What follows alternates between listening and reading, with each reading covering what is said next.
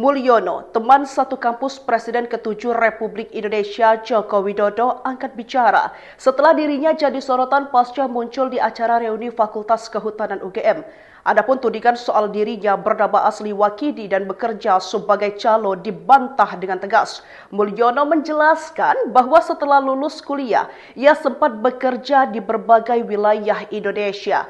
Ketika ditanya apakah dirinya pernah menjadi calo tiket, Mulyono justru tertawa dan menjawab, "Kalau beli tiket pernah Pak," katanya sembari tertawa. Sebelumnya diketahui Mulyono menyatakan bahwa dirinya adalah alumni UGM angkatan 1980 dan teman satu fakultas dengan Jokowi. "Saya masuk Fakultas Kehutanan tahun 1980 nomor induk mahasiswa 1684. Pak Jokowi saya kenal, kuliah bareng, ngobrol bareng," jelasnya dikutip dari Kompas TV pada Sabtu 26 Juli 2025. Menurut Mulyono, Jokowi memang lulus lebih dulu karena memiliki nilai yang lebih baik. Nah, ini dia Pak Mulyono yang dibilang sebagai calo tiket di terminal. Sampai Pak Taufik itu Pak pergi cari tahu ke terminal.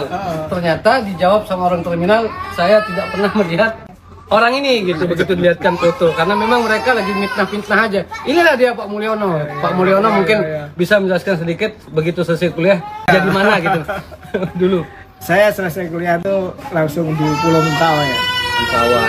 Setelah dari Mentawai ya keliling lah sampai Maluku, Sulawesi, Papua itu, terus terakhir di Jambi. Tapi tidak pernah Pak jadi calo tiket. Iya Pak. Kalau beli tiket pernah Pak.